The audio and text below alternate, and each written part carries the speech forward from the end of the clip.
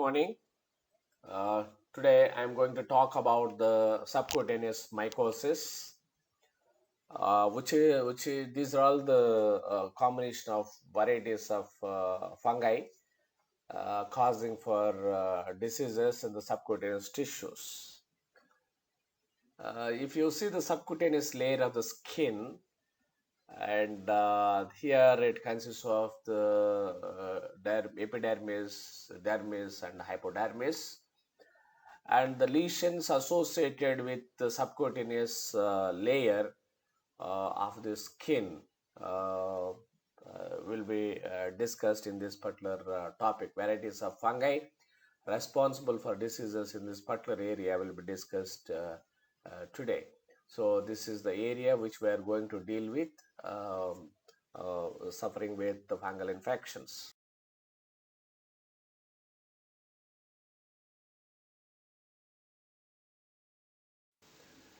And general considerations about this fungi: the causative agents are present in soil, entered into the body, followed by skin trauma. That's why it's also known as implantation mycosis. And the lesions gradually spreading type, and if there are any comorbidities are there, they can spread rapidly also. And all these causative agents have only one or only a few common characteristics, but belongs to different taxonomic groups. That is very important point to remember. They are not belonging to the one kind of family. And in subcutaneous mycosis, we have the range of subcutaneous infections are there, like mycetomas, porotyposis, chromomycosis, pheohyphomycosis, subcutaneous phycomycosis, and rhinosporiosis. About individual one we'll discuss today.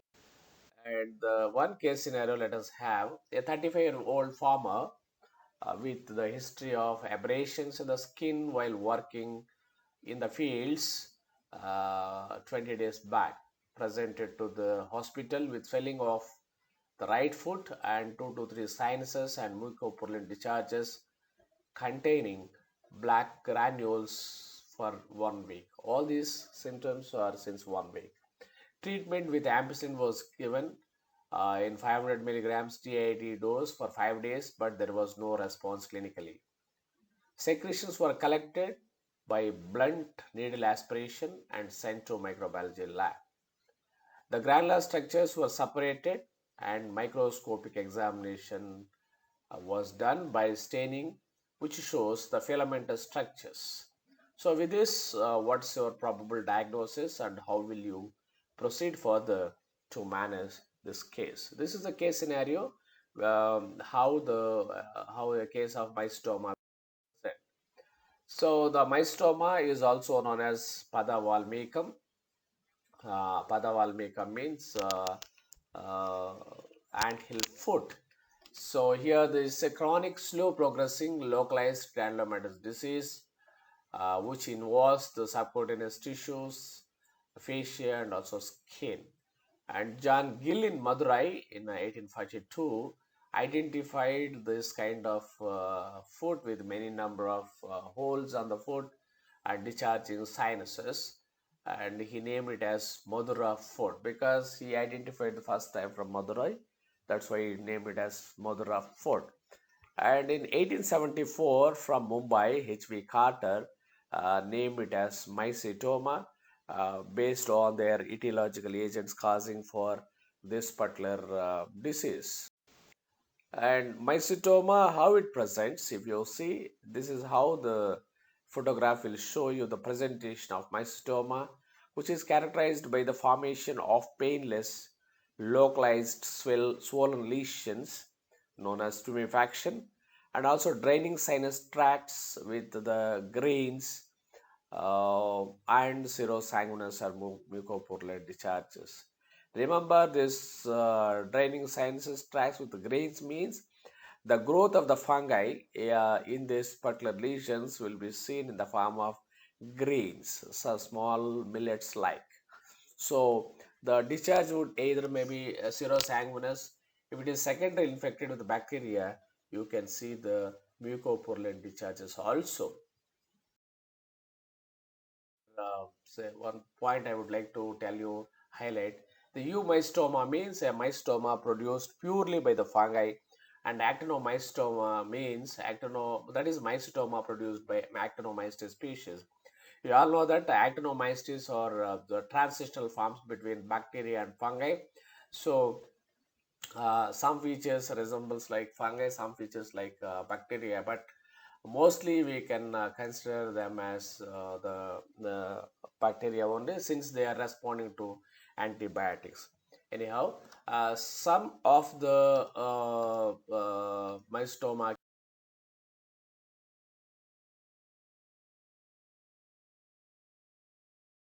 purely you can see with the bacteria.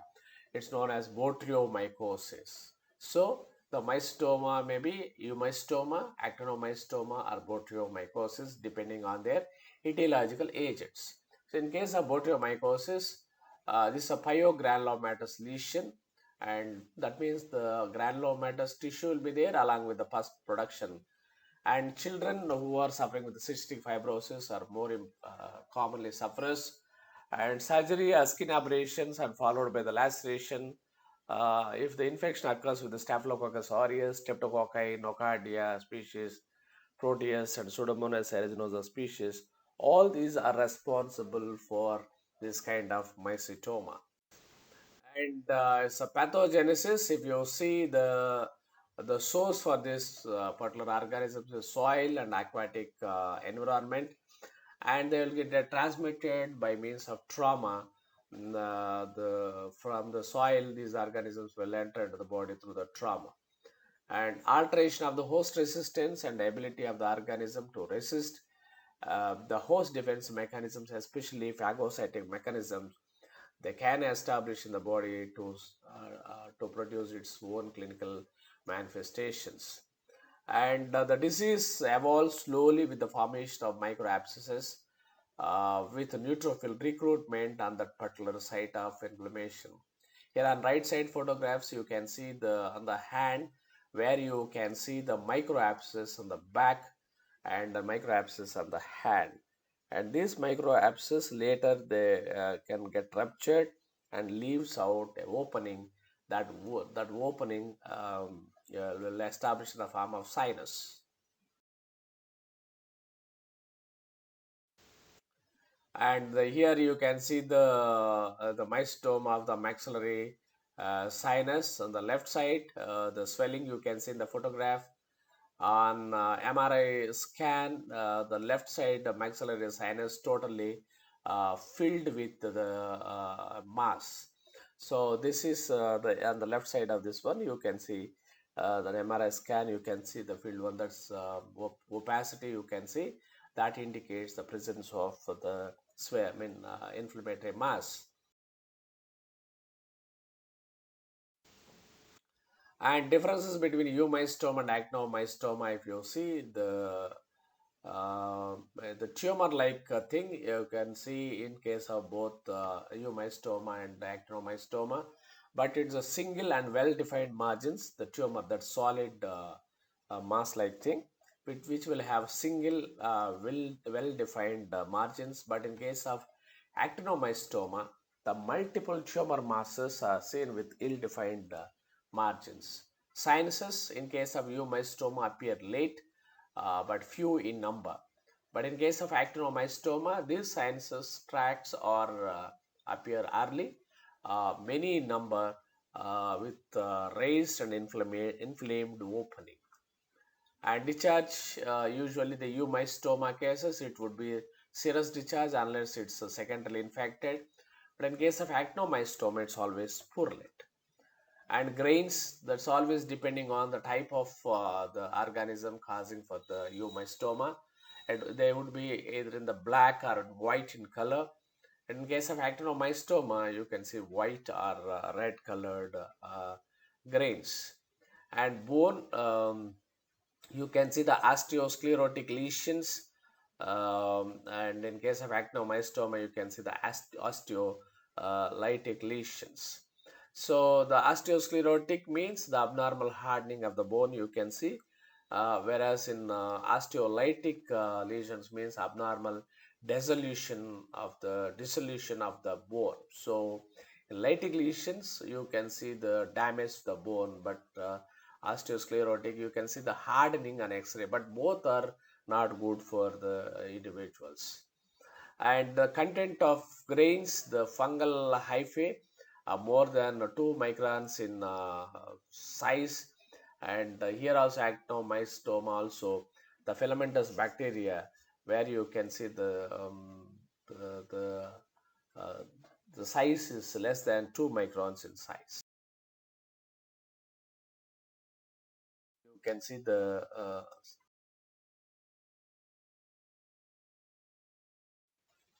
yeah, if you see the mycetoma lab diagnosis on X-ray, it shows the generalized osteoporosis. On CT scan, it will show the extent of lesion. And by using the MRI, dot in circle you can see, and this is MRI foot, where you can see the arrow mark, which shows the dot in circle sign.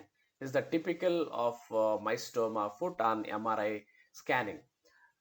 The next one is if any secretions are there, collect the secretions by fine needle aspiration, and from these secretions or aspirations, separate the granules uh, after mixing with the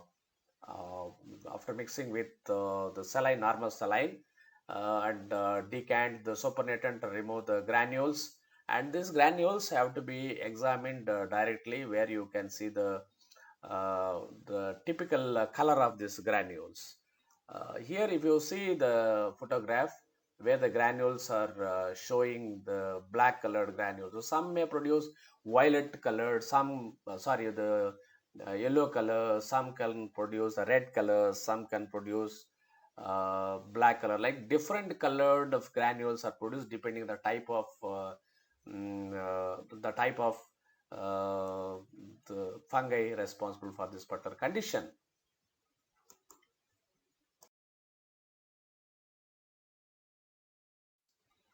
And at microscopy, the gram staining, the actinomycetoma species shows a small granules with fine, thin filamentous structures, 1 microns in size. And in case of eumystoma, the broader fungal elements are seen with septate hyphae. This is a low power picture of this eumystoma clinical specimen. And acid fast staining will show the nocardia, which are long, slender filamentous structures seen on oil immersion microscopy. So like this, we can do either gram staining or acid fast staining, and based on the filamentous structures, we can say whether they are belongs to actinomycetoma or eumystoma. That means either actinomyces species or pure fungal species, or like other bacteria. And culture and SDA with chloramphenicol and cyclohexamide, we can identify on the basis of growth rate and colony morphology, production of conidia, and sugar assimilation test. And serology tests also available in the form of ELISA to detect their particular antibodies, but they are not having much role in diagnosis. The clinical condition itself will say about its diagnosis. Treatment in case of eumystoma, we can go for oral ketoconazole 200 milligrams 2 times a day, or itraconazole 100 milligrams 2 times a day for 8 to 24 months. In case of actinomycetoma, we have to go for a Welsh regimen, which is a combination of amikacin with cotrimoxazole, and surgical removal of the involved tissue also possible if the area is amicable for surgery. And the next one is about sporotrichosis. Let us have a case scenario about the sporotrichosis. A patient, a resident of Himachal Pradesh, presented to dermatology OPD with a series of ulcers in a row on his right leg since 3 weeks. Not responded to local antibiotic therapy. He is a nursery worker by occupation. Biopsy material was taken from the necrosed area of ulcer and sent for microscopy. and culture. Gram-Stein smear and KOH mount shows elongated yeast cells. A sample was subjected for culture on Sabro's Dextrose agar. How will you manage this case? So here you have to remember about a series of ulcers on a right leg not responding to local antibiotic therapy, and he's a nursery worker. On gram staining examination of the specimen collected from this individual showing elongated yeast cells, and on Sabro's Dextrose agar also it showed some growth. So with this we have to think that this would be case of fungal infection. So based on the uh, occupation, we have in terms of sporotrichosis, and this sporotrichosis is a rose gardens, also known as rose gardens disease, caused by Sporothrix shankai, which is dimorphic fungi. Means at room temperature, it is seen in the form of mycelial network, whereas in tissues, that is at body temperature, it is seen in the form of yeast cells. So anyhow, this produces chronic granulomatous lesions, and the mode of transmission is by means of thorn prick or minor injury. The conidae or spores which are present in the environment related to this Sporothrix shankai will enter the body, followed by the thorn prick or minor injury. So the commonly the gardeners, florists, carpenters commonly suffers with this particular disease.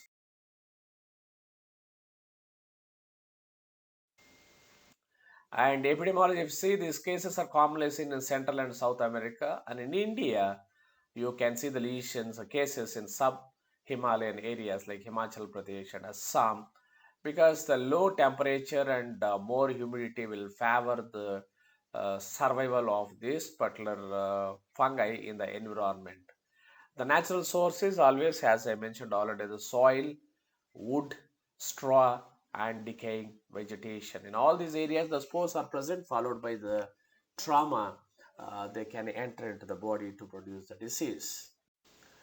And if you see the clinical presentation of sporotrichosis, the lymphocutaneous sporotrichosis is the commonest type of presentation, where the lesion starts as a painless pink nodule at the entry of the spore or the conidia and get ulcerated, which fails to topical therapy. In this particular case scenario also, people treated with some antibiotics, there was no any response. So it fails to topical therapy, and the lymphatics also gets involved, and so the lymphatic channels gets indurated and remains as cord-like structures, and further ulceration of the lymphatic channels leads to a series of ulcers. That's what you are seeing here on the leg.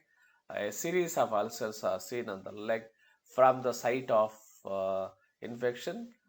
This fungi will get spread through lymphatic channels, and this is how the localized cutaneous lesions, you can see the in the nail bed also, you can see the lesion like this.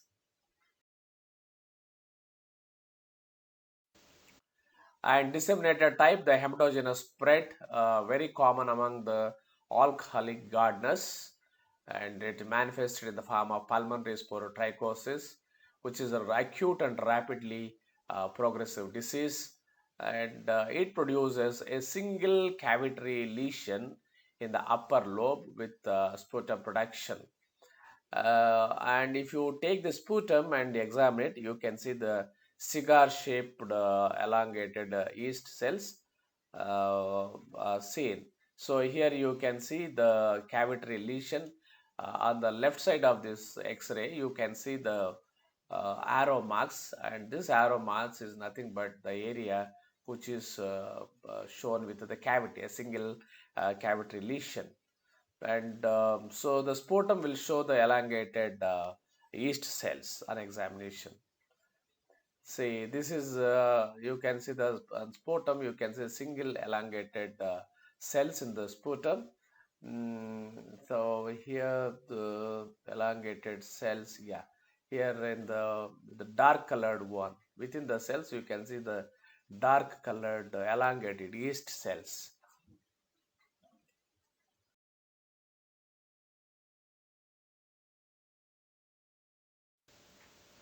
And on direct examination of the discharges are cursed from the lesion.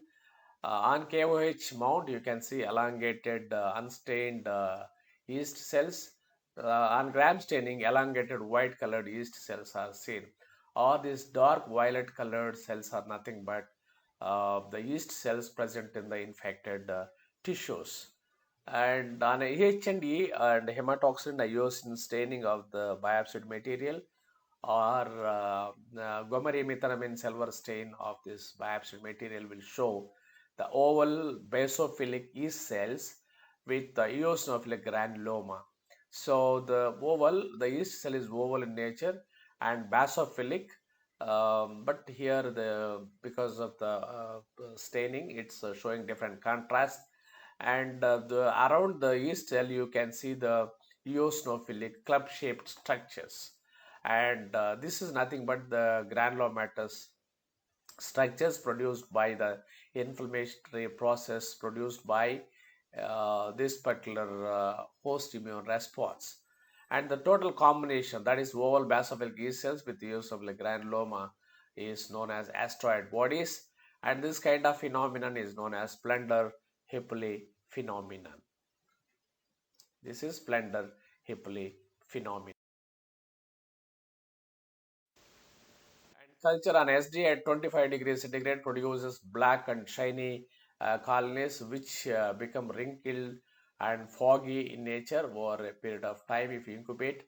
And the lactophenol cotton blue of this colony will show the hyphae bearing the flower-like structures of the small conidae on delicate sterigma. On the right side, you can see the flower-like structures and the small conidae of conidia on delicate sterigmata. You can see this appearance is popularly known as birds on parapet wall appearance.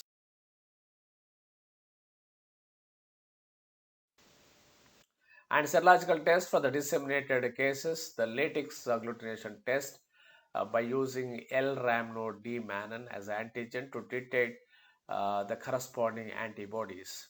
The high titers are seen in pulmonary sporotrichosis case. And treatment, the potassium iodide, topical or oral, can be given in the form of saturated solution 1 gram per ml of water.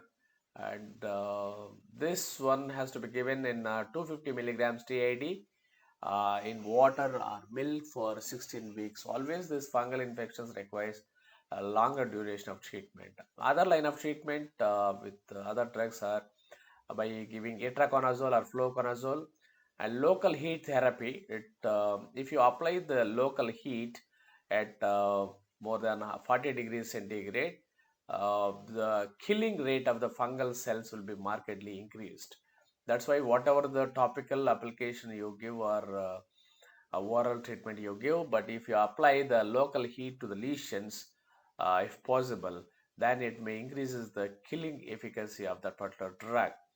And if the people are suffering with disseminated form or systemic form of the disease, then we can go for the IV amphotericin B treatment. And another one is chromoblastomycosis. And this chromoblastomycosis, otherwise known as chromomycosis or the pheohyphomycosis, these are all chronic localized infection of the skin and subcutaneous tissues produced by the dark pigmented fungi, which are popularly known as Demotaceous fungi. So here, if you see on the right side the photograph, where you can see the fungal mycelia with color. This color is not due to any kind of staining. Naturally, the color is present on their mycelial network. So remember, the Demotaceous fungi are the dark pigmented fungi. So this family Demotaceae consists of the most four important genera. One is Rhinocladiella. Among them, the most important species is Rhinocladiella aquas sparsa, and another species genus is Fonsaceae. Fonsaceae petrosoi and Fonsaceae compacta are the more important species. And next genus is Phelophora. Phelophora oricosae is a very important species. And Cladophylophora carnei. This is another important species from the Cladophylophora genus. And if you see the spread of this particular infections, and in the red zone areas, more than 500 cases are present per year, and which are mainly produced by the Fonsella pedrosi and Cladophilofora carnea. And India comes under 10 to 49 cases scenario, and the most of the cases are seen in China and Mexico and South American countries like Brazil and Ecuador and other areas. So this is all distribution about this particular organism. The source and transmission is the Conidae, which are present in soil, enter into the body through the trauma, and common in male and rural barefoot walkers are usually suffers with this disease. And the clinical presentation, the lesions most often found on exposed parts of the body. This may be present in the plaque lesions. This usually the lesions are due to the epithelial hyperplasia, fibrosis, and microabscess formation in the epidermis. And it starts as a small scaly papillary lesions or nodules which are painless but are severely itching in nature. And after some time, they become tumorous in nature or cauliflower like growth. See how badly they can manifest it. But early, the lesions are seen in the form of scaly lesions or in this looking like in a sprinkled the powder on the hand, but it's not because of that. It's because of the scaly papillary lesions produced in early stage of the disease. A later stage, they will get converted into either solid masses like or cauliflower like growth on the affected area.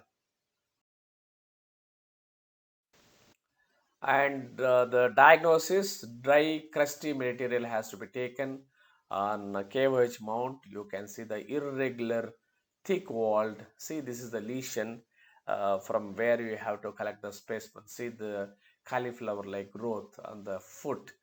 And once you collect the specimen, and if you subject it for KOH mount, you can see irregular thick walled brown cells divided by the transverse septa, which size ranges from 8 to 12 microns.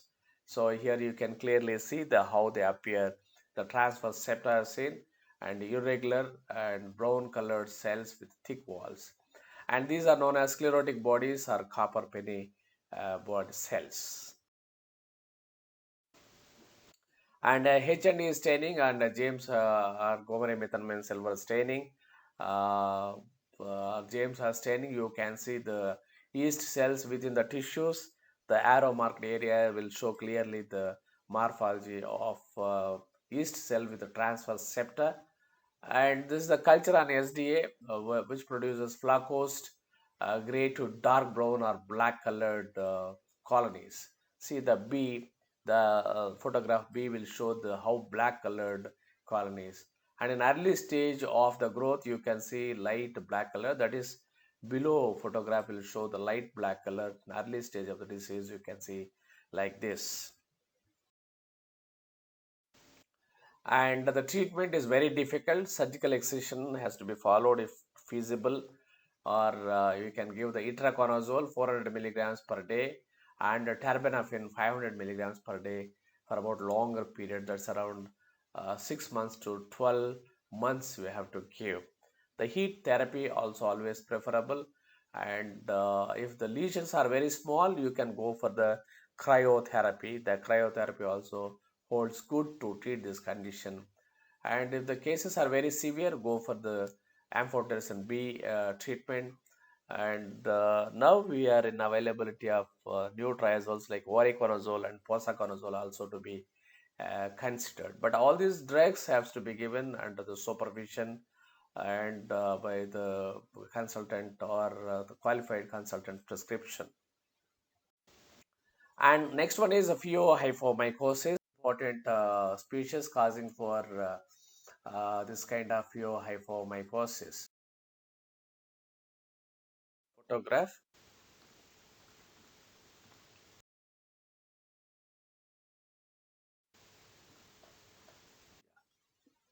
Yes, in this photograph, you can see the short one and broad and fragmented aseptate hyphae with eosinophilic granuloma. This is also known as splendor Hippleri phenomenon.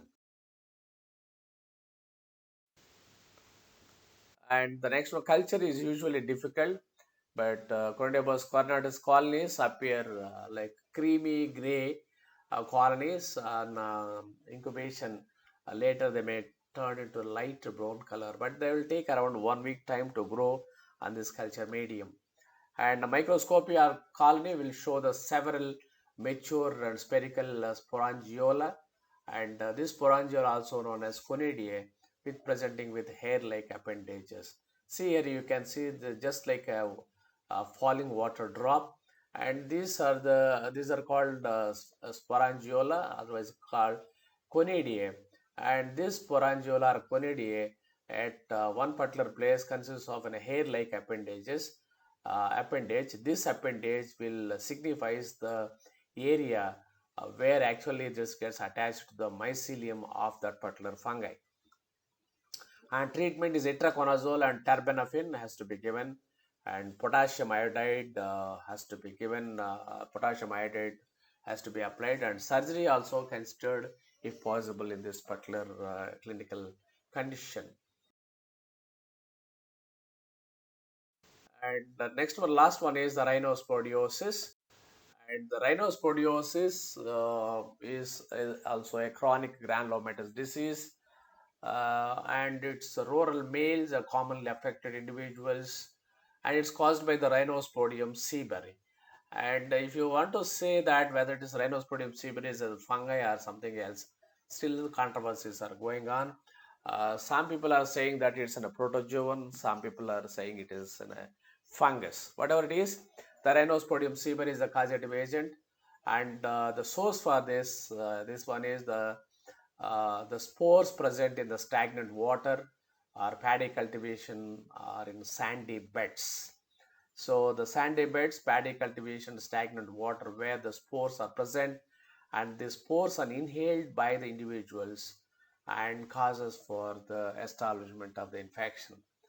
The cases are reported from India, like the states like Kerala, Tamil Nadu, Andhra Pradesh, and Odisha, and also outside the country. You can see these cases here, like in Sri Lanka and South America. And clinical presentation, these cases are seen in the form of friable polypoidal masses in the affected areas. The commonly affected area is nose, and the next areas are pharynx, conjunctiva, and eye. Rarely, the genital area also gets involved, like urethra, vagina, and also the rectum also gets involved in producing this kind of friable polypoidal masses. On the right side photograph, you can see from the nostril, where you can see the friable red colored or pink colored polypoidal mass, which results in nasal obstruction and epistaxis. That means the bleeding from the nose, and severe itching will be there, and the secretions will be there from the nose, that's called rhinorrhea, water like secretions, and post nasal discharge also will be there. All are very irritable to the individual, and nasal obstruction leads to the inhalation or breathing problems. On examination, this mass would be pink to deep red in color, which are polyp like things, polypoidal masses, and sometimes it gives like a strawberry like appearance and bleeds easily on manipulation. Whenever you try to manipulate that structure, they bleeds easily because of neovascularization. New vessels are formed which are not having all the layers of blood vessels, which results in damage to the blood vessels, results in bleeding. And ocular rhinosporidiosis, the here you can see the on corneal limbus, you can see the polypoidal lesions, and at the conjunctival form of rhinosporidiosis, you can see the polypoidal mass coming out from the eye, originating from the conjunctiva. So the corneal limbus may suffer, or conjunctival forms of rhinosporidiosis also seen. Lab diagnosis. Remember, the Rhinospodium seaburi is a non-cultivable fungi, and there is no place for the zero diagnosis also. So the only mode of diagnosis is biopsied material has to be subjected for hematoxylin and eosin staining. So on hematoxylin and eosin staining of the biopsied material will show the spherules, which are large sporangia, size about 350 microns. Sometimes we can see with the naked eye also, and with which consists of many number of endospores. On right side, you can see the first picture, the H and E staining of the biopsied material, and the next one showing the magnified view of the same one, where you can see the many number of endospores within the sporangium. Within the sporangium, you can see many number of endospores. And these endospores are sporangium. Once it attains a certain size, it gets ruptured in the tissues, and the endospores gets released and spreads to the neighboring cells, or it may get released into the environment, which acts as source for the new infection.